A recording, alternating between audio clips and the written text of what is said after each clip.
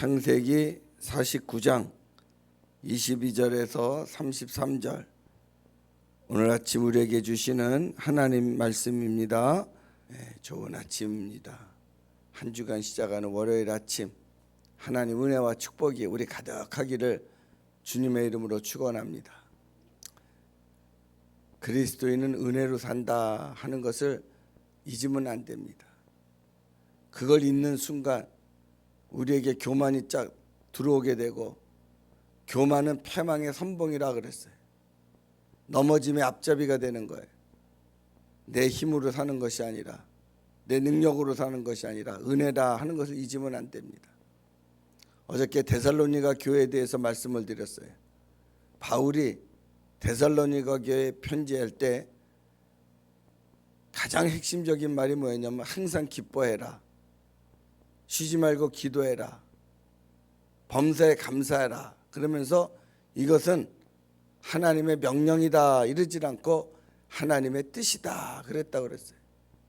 그러면 그 당시에 데살로니가 교인들의 생활의 상태가 어땠는가, 신앙의 상태가 어땠는가, 삶의 상황은 어땠는가. 신앙생활을 한다는 이유로 굉장한 핍박이 있었다 그랬어요. 박해가 있었습니다. 환난이 있었습니다. 그럼에도 불구하고 그들이 바울이 그들에게 보낸 편지는 뭐였냐면 이런 거였어요. 고난받고 박해당하고 환난 가운데 있는 그들에게 뭐라고 그랬냐면은 기뻐해라. 고난당하는 그들에게 기뻐하시오. 아무리 그걸 읽어도 잘 이해가 가지 않는다고 그랬어요. 고난당하는 사람에게 있으면 얼마나 힘듭니까? 위로의 편지를 보낸 것이 아니라 항상 기뻐하라. 고난당하고 있는 그들에게 기뻐해라, 기도해라, 감사해라. 이게 하나님의 뜻이다 그랬어요. 하나님의 뜻은 우리의 상황에 상관없이, 우리 형편에 상관없이 항상 기뻐하는 게 하나님의 뜻이라는 거예요. 네, 그 말씀에 어제 참 많은 은혜를 받습니다. 그러면서 오늘 아침 내가 조용히 기도하면서 그런 생각을 했어요. 오늘날 교인들은 박해가 있을까 없을까, 고난이 있을까 없을까. 장로님, 오늘 우리 교인들이 받는, 방장로님, 고난은 뭘 것 같아요? 고난이 있어요 없어요? 신앙의 고난, 신앙생활하는 데 있어서 고난, 어떤 고난?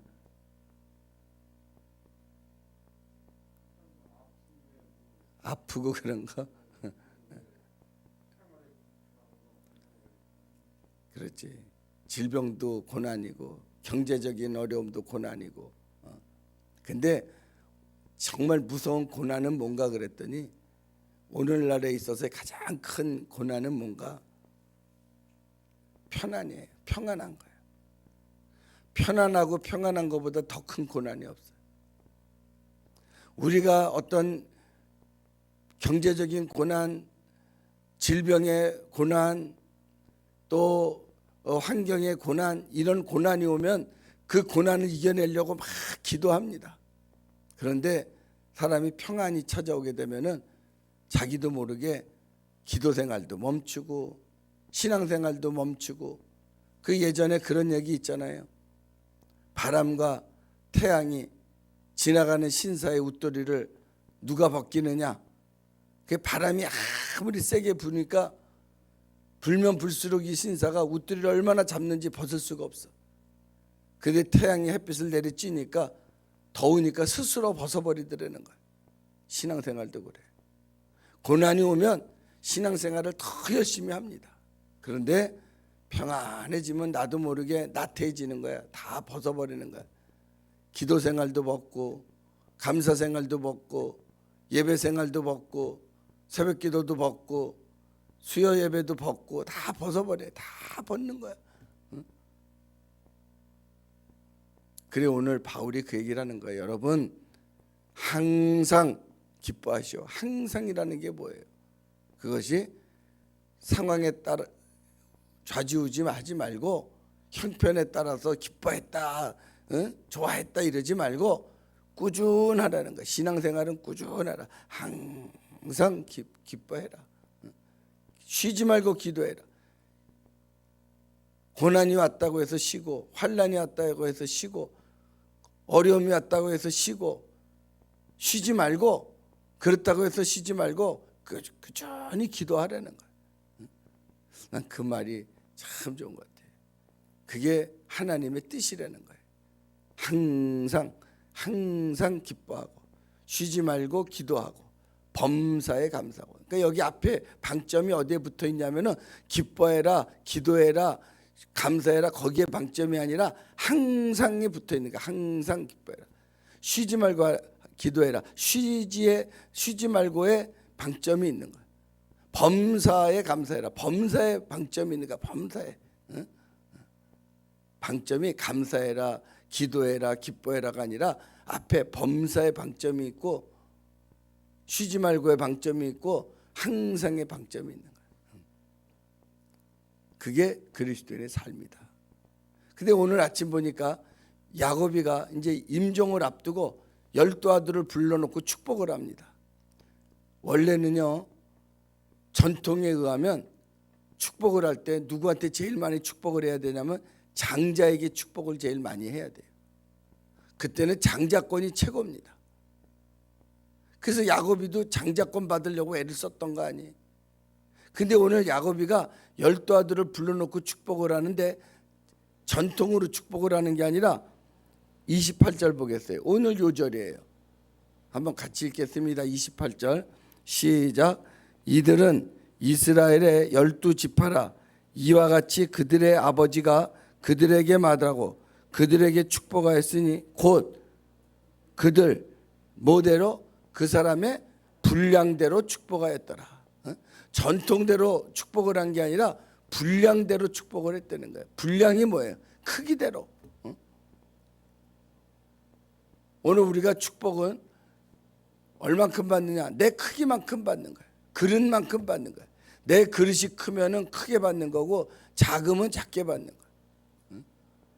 내 그릇이 작으면 아무리 축복을 해줘도 축복이 그 그릇 이상 넘치질 못하는 거예요. 내 그릇만큼 하나님이 축복해 주는 거예요. 그러니까 오늘 여기 그랬어. 네 분량, 각 사람의 분량대로 축복하였더라.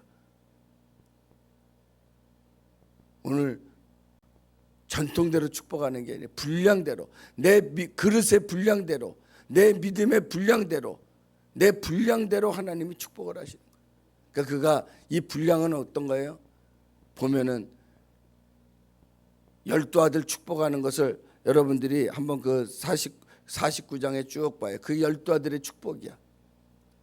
루벤이라고 주는 게 아니라 너 루벤 너 이런 짓 했지, 시므온 너 이런 짓 했지, 레위 너 이런 짓 했지. 그가 평상시 어떻게 살았는가에 따라서 하나씩 하나씩 다 축복을 하는 거야. 여기 분량이라고 하는 것은 뭐냐면 삶의 분량대로, 그가 생활했던 분량대로 다 축복을 하는 거야. 요셉에게는 뭐라고 축복을 해요? 너는 무성한 가지구나. 요셉은요, 우리는 단순히 꿈의 사람 이렇게만 생각하잖아. 요셉은 어떤 사람이에요? 꿈의 사람이고 용서의 사람이고 배려의 사람이고 축복의 사람이야. 그러니까 야고비가 요셉이를 축복을 할 때 그 분량대로 축복을 하는 거야. 너는 꿈의 그릇이 있었고 힘이 있었지만 용서할 줄 알았고 원수 갖기보다는 인색하기보다는 남을 배려할 줄 알았고 그런 자에게 하나님 네 분량만큼 내가 축복을 한다 하는 거예요. 그러니까 우리가 하나님 복 주세요 그러는 것보다도 더 중요한 게 뭐냐면은 제가 연말이면 그런 인사하잖아요. 복 받으세요 이거보다는 복 받을 짓을 하세요. 그게 더 중요한 거예요. 내가 복 받을 삶을 살아야 복을 주시는 거지. 복 받을 삶을 살지 않는데 어떻게 복을 받아? 그게 분량이야. 내 분량대로 복을 주신다. 여러분 연말이거든요. 이제 11월 12월 얼마 안 남았어요. 요 남은 기간에요. 난 남은 기간 적당히 버리고 새해부터나 어떻게 이제 복 받아봐야지 이러지 말고 요 남은 기간 여러분들이 분량을 좀 키워요. 분량이라는 게 뭐야? 내가 받을 양을 키우는 거야.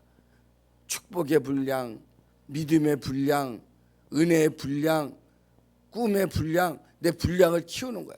분량만큼 하나님께서 분량만큼 복을 주시더라. 여러분, 분량을 좀 큰 그릇을 만들어서 여러분 큰 복을 받고 그 복을 누리며 살아가는 저와 여러분 다 될 수 있기를 주님의 이름으로 축복합니다. 그리고 저기 원하옥 집사님, 수요일 날 목사님이 없거든 교회에. 그래서 또 부목사님도 그날 안 계셔요. 그래서 우리가 원래 수요일 날 속회잖아. 그러니까 속회 공과 가지고 집사님이 속회 공과 가지고 앞에서 같이 속회 보듯이 그 몇 사람 놓고 속회 공과 가지고 그대로 읽어. 그거 있는 대로 묵상하고 찬송하고 또 거기 기도하고 그 내용 있잖아. 그거 있는 대로 그렇게 좀 해주세요. 원학 집사님이 수요일 날 누구 또 그렇다고 많이 모이지도 않는데 다른 외부 목사님 오시는 것도 그렇고 그러니까 원학 집사님이 수요일 목사님 없을 때는 속회 공과 가지고 있으니까 그렇게 해주면 좋을 것 같아요. 그렇게 해주세요. 우리 기도하겠습니다. 좋으신 하나님 고맙습니다. 야곱이가 임종을 앞두고 축복을 하는데 장자라고 해서 더하고 차남이라고 해서 더하는 것이 아니라 평상시 그들이 생활했던 분량대로 축복했던 것을 볼 수가 있습니다. 하나님, 복을 많이 달라고 해서 복을 받는 것이 아니라 내가 평상시 어떻게 삶을 살았는지, 어떻게 믿음을 가졌는지 그 분량만큼 하나님이 복을 주시는 것을 알게 하시고 오늘 우리의 그릇을 키우게 하여 주옵소서. 믿음의 그릇을 키우게 하시고 사랑의 그릇을 키우게 하시고 예배의 그릇을 키우게 하시고 섬김의 그릇을 키우게 하시고 나눔의 그릇을 키우게 하시고 우리의 그릇을 많이 키워서 그 분량만큼 복을 받아서 하나님께 크게 쓰임을 받고 영광을 돌리는 믿음의 권속들 되게 하여 주시옵소서. 예수님의 이름으로 기도하옵나이다. 아멘.